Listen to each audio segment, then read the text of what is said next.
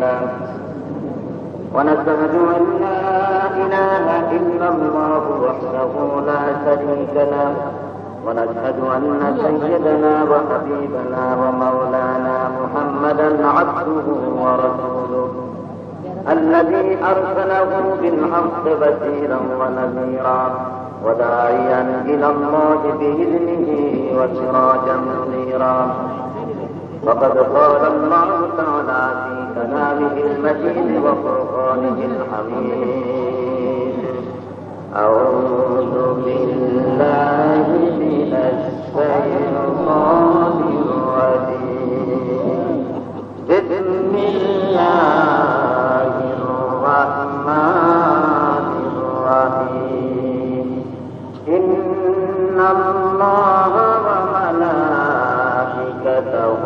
يصلون على النبي يا أيها الذين آمنوا صلوا عليه وسلموا تسليما اللهم صل على سيدنا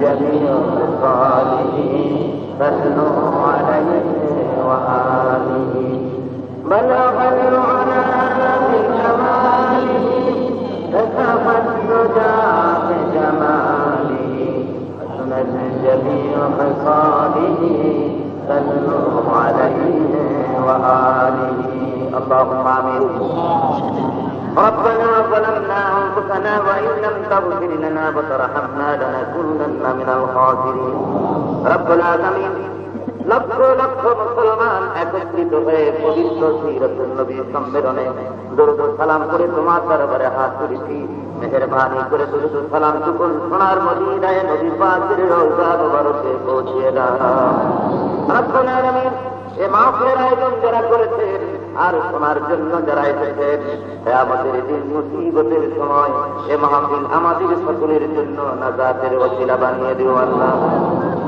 या रब करम तू अगर करे वो बातें सबा को जो दिल पर असर करे तक़ब्बल मिन्ना इन्नका अंतस समीउल अलीम व तुब अलैना इन्नका अंतत तव्वाबुर रहीम सुब्हान रब्बिका रब्बिल इज्जति अम्मा यसिफून व सलामुन अलल मुरसलीन अल्हम्दुलिल्लाहि रब्बिल आलमीन जनाब साहिब सदर हजरात उलमाए किराम सम्मानित सुधी मंडली उपस्थित আমার দিনদার ইমানদার মুসলমান ভাইয়েরা পর্দার আড়ালের মা ও বোনেরা আসসালামু আলাইকুম ওয়া রাহমাতুল্লাহ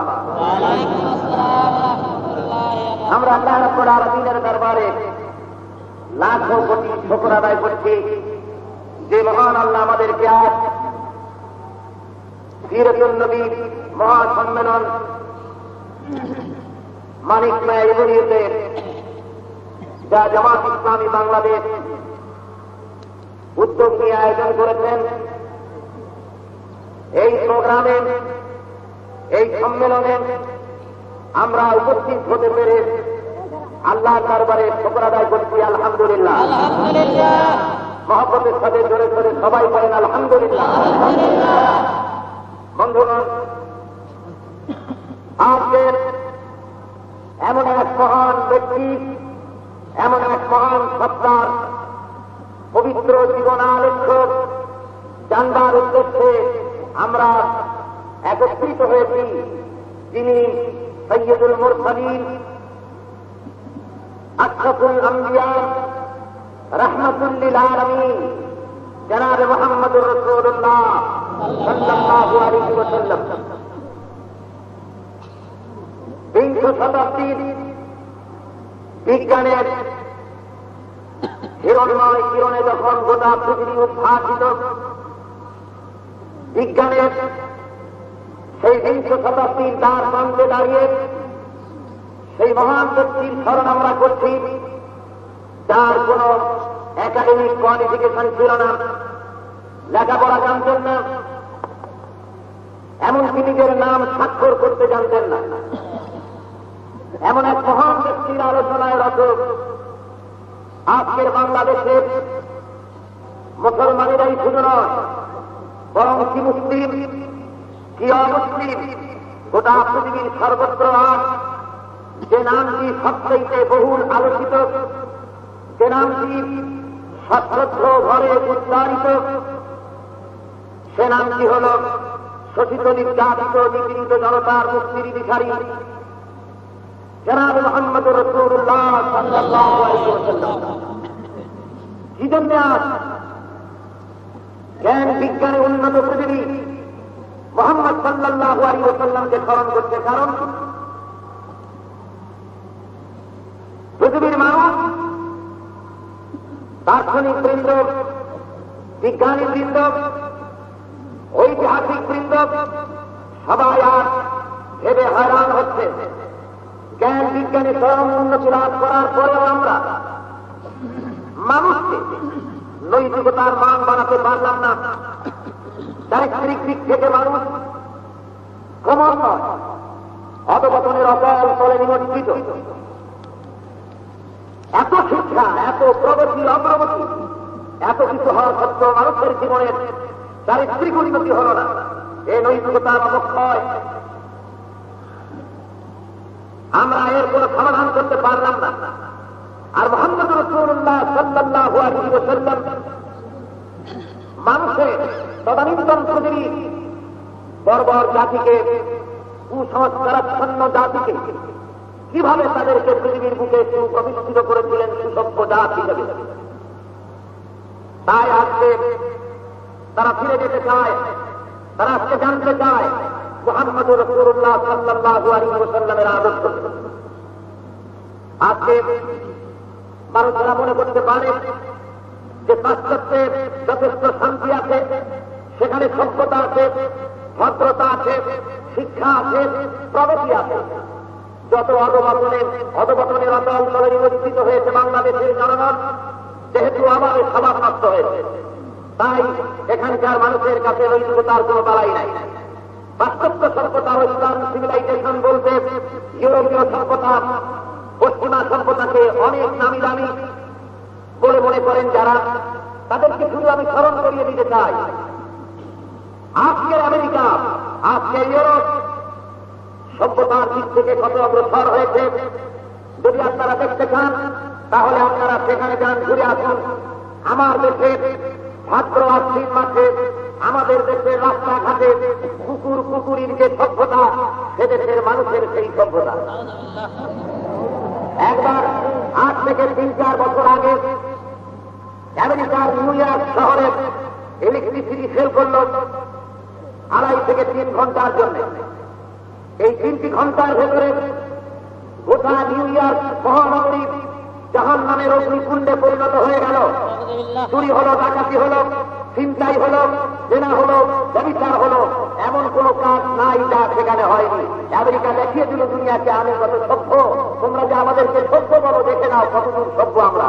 যখন এই ঘটনা ঘটেছিল আমার তখন মনে পড়ল খবরের কাগজে এটা পড়ে সেই পুকুরের ঘটনা, যে পুকুরের ভেতরে কতগুলি বাচ্চা ডুবাচ্ছিল, আর একটি বাচ্চা বসেছিল পারে, কতগুলি লোক খেতে যাচ্ছিল। তারা মন্তব্য করছিল যে পুকুরের ভিতরে যারা ডুবচ্ছে এরা হলো দুষ্ট ছেলে, আর পুকুরের কানে বসাতে ছেলেটি, এটি হলো শরীফ ঘরের ভদ্র ছেলে। ছেলেটি শুনে বলছে, আমাকে শরীফ ঘরের ভদ্র ছেলে বলবে আমার খালা, আমার নাচকে 3 দিন পর্যন্ত জ্বর, নইলে আমি কেমন শরীফ ঘরের ভদ্র ছেলে দেখিয়ে দিলাম। আমেরিকা পাশ্চাত্য সভ্যতা একটুখানি সুযোগকে মানুষের সামনে দেখিয়ে দিল তারা কত ভদ্র, কত সভ্য।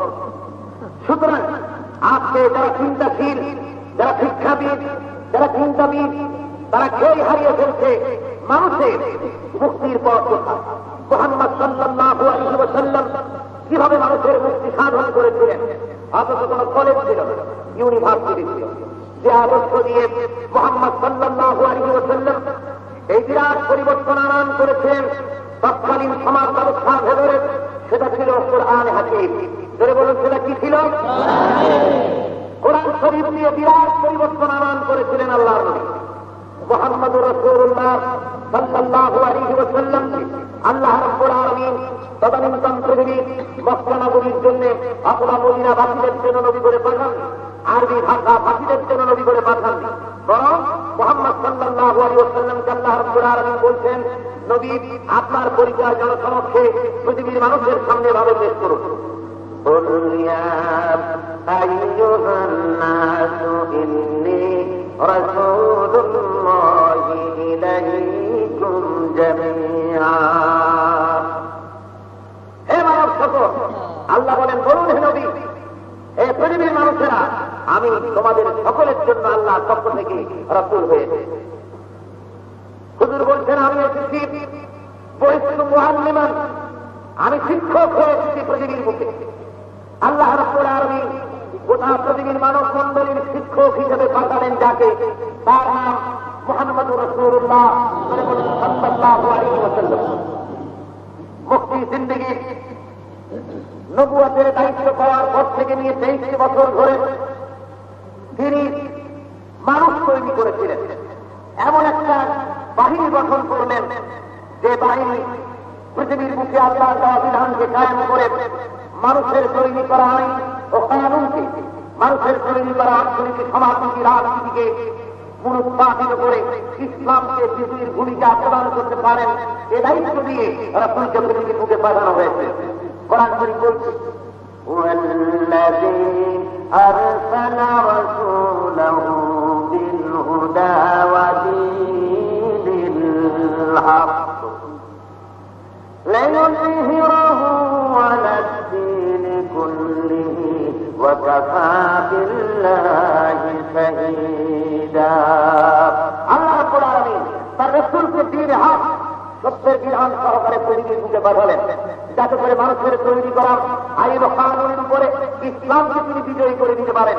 এই দায়িত্ব দিয়ে রাসূলকে প্রেরণ করা হয়েছে। এজন্য নয় যে তিনি এমন একটা জনগোষ্ঠী তৈরি করবেন যারা মসজিদের ভেতরে বসে আল্লাহু আল্লাহ জিকির করবেন, লা ইলাহা ইল্লাল্লাহ করে এই জাতীয় জিকির আজকার করে গিরি কর্তব্য করবেন। এ ধরনের একটি জনগোষ্ঠী তৈরি করার জন্য আল্লাহ নবী আছেন। নবী জিকির করবেন তার লোকজন নিয়ে, আর বাইরে আইন চলবে আবু জেহেলের আইন চলবে, আবু লাহাবের আইন চলবে। এই জন্য রাসূলকে পাঠানো হয়নি। ইব্রাহিম আলাইহিস সালামকে পাঠানো হয়নি এই জন্য যে তিনি আল্লাহর জিকির করবেন আল্লাহর নামে, আর বাইরে নমরুদের রাজত্ব চলবে। মুসা আলাইহিস সালামকে জন্য পাঠানো হয়নি যে তিনি আল্লাহর জিকির করবেন আর বাইরে আইন চলবে ফেরাউনের। এই জন্য পাঠানো হয়েছিল বলুন মুহাম্মদ সাল্লাল্লাহু আলাইহি ওয়াসাল্লামকে আল্লাহ রাব্বুল আলামিন কোরআন দিলেন, এমন এক ব্যবস্থা দিলেন শোষিত নির্যাতিত নিপীড়িত জনতার মুক্তির সনদ হিসাবে বিশ্ববাসীর কাছে দান করলেন আল্লাহ রাব্বুল আলামিন কোরআন। যে কোরআন শরীফের ভিতরে ছাপ করা হচ্ছে, ফামান তাবিআ হুদায়া ফালা খাউফুন আলাইহিম ওয়ালা হুম ইয়াহজানুন। যারা নাকি আমার এই কোরআনের হেদায়েত মেনে চলবে তাদের জন্য কোনো ভয় নাই, তাদের জন্য কোনো চিন্তা নাই। আল্লাহ রাব্বুল আলামিনের ওয়াদা। জয় বলুন কার ওয়াদা? ফালা খাউফুন আলাইহিম, ওদের জন্য কোনো ভয় নাই যারা কোরআনের আইন মেনে চলবে, কোরআনের সমাজ মেনে চলবে। ওয়ালা হুম ইয়াহজানুন, ওদের জন্য কোনো চিন্তা নাই। কিসের ভয় নাই? চুরির ভয় থাকবে না, ডাকাতির ভয় থাকবে না, জেনাবেবিচারের ভয় থাকবে না, হত্যা ধর্ষণের ভয় থাকবে না, খাওয়া পড়া শিক্ষা চিকিৎসা বাসস্থানের চিন্তা থাকবে না। মানুষ শোষণ মুক্ত নিরাপত্তাপূর্ণ ভীতিহীন এক সমাজ ব্যবস্থা লাভ করবে কোরআনের বদৌলতে। এই কোরআন আল্লাহর নবী জনাবে মুহাম্মদ রাসূলুল্লাহ সাল্লাল্লাহু আলাইহি ওয়াসাল্লামের উপরে নাযিল হলো। আল্লাহ এই ওয়াদা করলেন। আপনারা বলুন তো, আল্লাহ কি ওয়াদা কখনো ফেল করেন? আল্লাহর ওয়াদা কি কখনো মিথ্যা হয়? মানুষ ওয়াদা করে আরো কিছুদিন, আরো 2-4 বছর ক্ষমতায় টিকে থাকার জন্য আরো মিষ্টি ওয়াদা করার দরকার হয়ে পড়ে। কিন্তু আল্লাহ রাব্বুল আলামিনের এমন কোনো প্রয়োজন নাই যে আরো 5 বছর আমাকে টিকে থাকতে হবে, সেজন্য বান্দাদের সামনে চিন্তাকর্ষক, মনোমুগ্ধকর, হৃদয়গ্রাহী কিছু প্রোগ্রাম অথবা কিছু ওয়াদা আমার করা দরকার। আল্লাহ তার প্রয়োজন আছে কি? কোন প্রয়োজন। রব্বুল আলামিন বললেন আমার আইন মান, আমার কানুন মান। মুহাম্মদ সাল্লাল্লাহু আলাইহি ওয়াসাল্লাম এই আইন ও কানুনের উপরে এটাকে প্রতিষ্ঠা করার জন্য জান দিতে পারে, মাল দিতে পারে এমন বাহিনী তৈরি করলেন। 13 বছর সময় লাগলো। 13 বছর মধ্যে লোক তৈরি হয়ে গেল। মদিনাতুল তৈয়বায় এলেন, ইসলামিয়াতকে ঘোষণা করলেন, কোরআন এবং সুন্নাহর আইনকে মানুষের সামনে পেশ করলেন। আল্লাহর নবী দেখিয়ে দিলেন পৃথিবীকে চুরি বন্ধ হয়েছে, ডাকাতি বন্ধ হয়েছে, জেনা বন্ধ হয়েছে, ব্যভিচার বন্ধ হয়েছে। গোটা পৃথিবী দেখলো। হুজুর বলেছেন খায়রুল কুরুনে কারনি, সর্বশ্রেষ্ঠ যুগ আমার যুগ। গোটা পৃথিবী আকাশ জমিন এমন সুন্দর পৃথিবী আর কোনদিন দেখতে পাইনি। এমন সুন্দর সমাজ মুক্ত, শোষণ মুক্ত সমাজ পৃথিবী আর কোনদিন দেখতে পারিনি। এই পর্যন্ত যেতে যথেষ্ট রক্ত দিতে হয়েছে, পরিশ্রম করতে হয়েছে, জীবন দিতে হয়েছে সাহাবায়ে কেরামকে। সুতরাং আজকে মুহাম্মদ সাল্লাল্লাহু আলাইহি ওয়াসাল্লাম যে আইন দিয়ে পৃথিবীর বুকে শান্তি প্রতিষ্ঠা করেছিলেন, আপনারা বলুন সেই আইনের কিতাব মুসলমানদের কাছে আজও আছে কি নাই? বলুন আছে কি নাই? যদি সেই কোরআন থেকে থাকে, সেই রাসূলের হাদিস থেকে থাকে, আর নিঃসন্দেহ তাহলে কেন আজ মাঠে ময়দানে বছরের পর বছর ধরে ওয়াজ চলতেছে, সিরাতুন নবী চলছে, মহাসম্মেলন, ইসলামী মহাসম্মেলন, সিরাতুন নবী মহাসম্মেলন চলছে। অথচ সিরাতুন নবী মহাসম্মেলন মাঠে হতেছে, রাস্তায় হতেছে। এটা রাস্তার জন্য, মাঠের জন্য, ময়দানের জন্য কোরআন এসেছিল না। কোরআন এসেছে যেখান থেকে আইন প্রণয়ন হয়, সেখান থেকে দেশ শাসন হয়, সেখানে কোরআন থাকবে, সেখান থেকে গোটা দেশকে শাসন করবে কোরআন। এজন্য কোরআন এসেছিল। আজকে কোরআন মাদ্রাসায় ঢুকেছে, মসজিদে ঢুকেছে, খানকায় ঢুকেছে, মাহফিলের ভিতরে ঢুকেছে। আজকে শপথ নিতে হবে এই কোরআন শরীফকে ঢুকাতে হবে বঙ্গভবনের ভেতরে, কোরআন শরীফকে ঢুকাতে হবে বাংলাদেশের ভেতরে, বঙ্গভবন থেকে পর্যন্ত।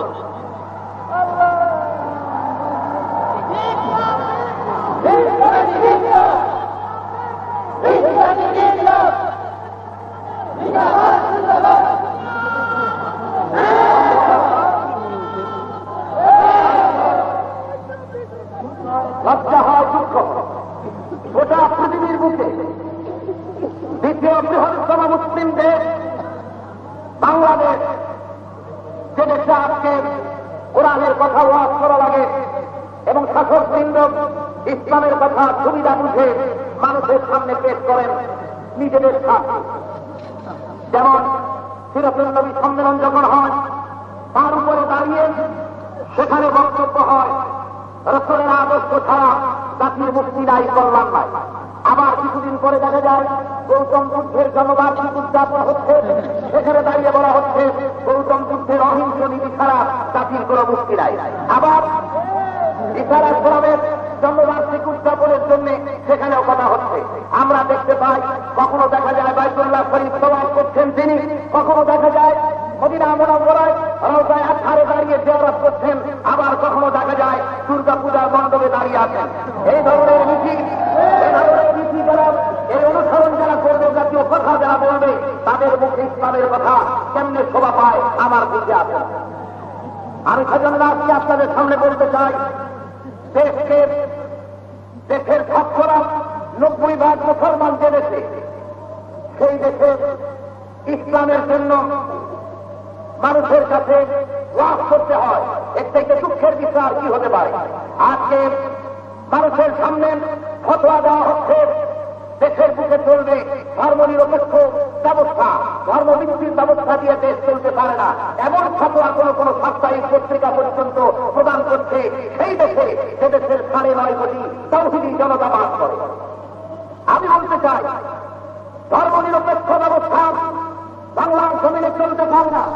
বাংলাদেশের 9.5 কোটি মুসলমান যে দেশে বাস করে, এদের সূর্য সেনের মাটি নয়, বাংলাদেশের মাটি রবীন্দ্রনাথের মাটি নয়, বাংলাদেশের মাটি হাজী সৈয়দুল্লাহর মাটি, বাংলাদেশের মাটি আওলাদে রাসূল মুহাম্মদ মুস্তাফা আল-মাদানী রহমাতুল হক মাটি।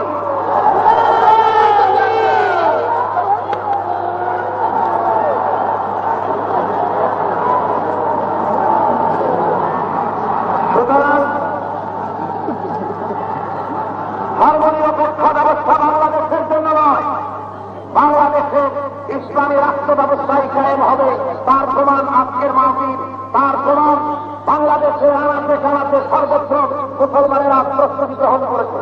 কিছু সংখ্যক লোক যারা নাকি নিজেদের বুদ্ধি বিক্রি করে খান, কিছু সংখ্যক লোক যারা নিজেদের বুদ্ধি বিক্রি করে খান, তারা ফতোয়া দেন, তারা দেশকে ধর্মনিরপেক্ষতার দিকে, সমাজতন্ত্রের দিকে, কমিউনিজমের দিকে অগ্রসর করাবার জন্য পাটা দিচ্ছেন এবং তারা বাংলাদেশে আফগানিস্তানে বিপ্লব ঘটবার স্বপ্ন দেখছেন। আমি আজকে মুসলমানদের পক্ষ থেকে যারা তাদেরকে বলতে চাই, যারা বাংলাদেশের বুকে আফগানিস্তানে বিপ্লব ঘটাতে চান, তাহলে আমরা বলবো আগামী দিন ইনশাআল্লাহুল আযীজ আমরা রাসূলুল্লাহ সাল্লাল্লাহু আলাইহি ওয়াসাল্লামের বদর স্টাইলের বিপ্লব, আদিসিয়া স্টাইলের বিপ্লব বাংলাদেশের বুকে ঘটাবো ইনশাআল্লাহ।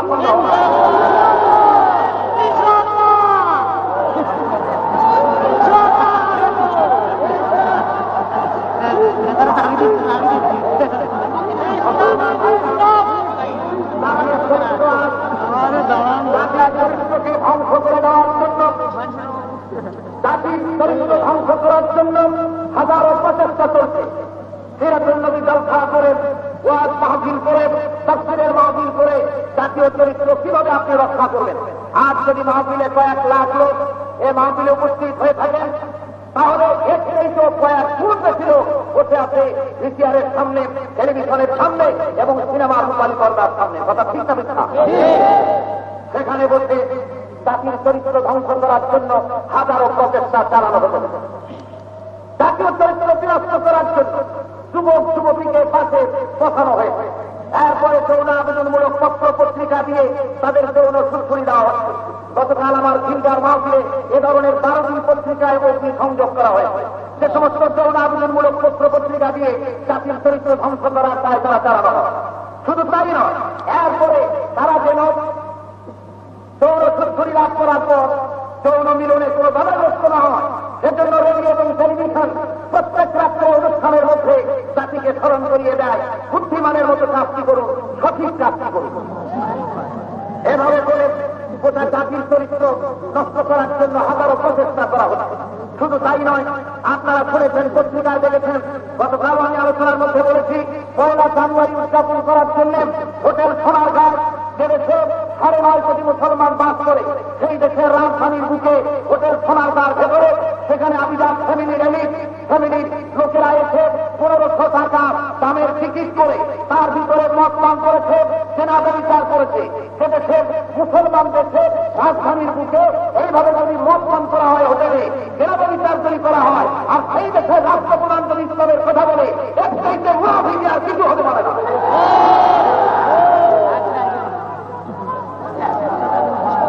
আমি আপনাদের সামনে আমার বক্তৃতা দীর্ঘায়িত করব না।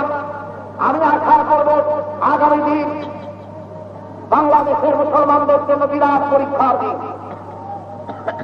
রাসূল পাক সাল্লাল্লাহু আলাইহি ওয়াসাল্লাম এবং সাহাবায়ে কেরাম যেভাবে জীবন দিয়েছেন, সেইভাবে জীবন দেওয়ার জন্য প্রস্তুতি গ্রহণ করতে হবে, শাহাদাতের জন্য প্রস্তুতি নিতে হবে, জিহাদি প্রেরণা নিয়ে ময়দানে আসতে হবে আল্লাহ দ্বীন জমিনে প্রতিষ্ঠার জন্য।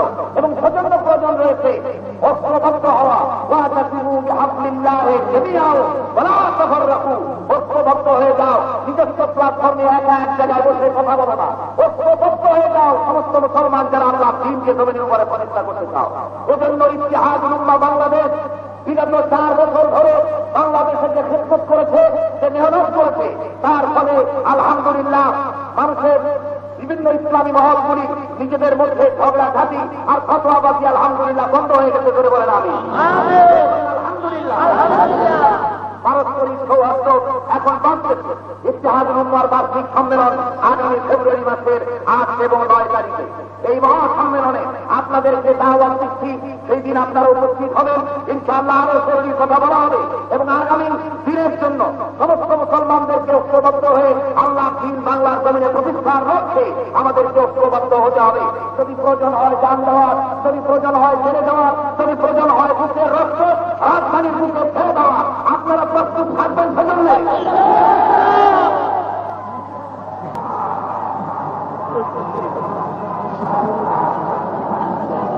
আল্লাহ রাব্বুল রাব্বুল আলামিন আমাদের সকলকে তৌফিক দান করুন। আমরা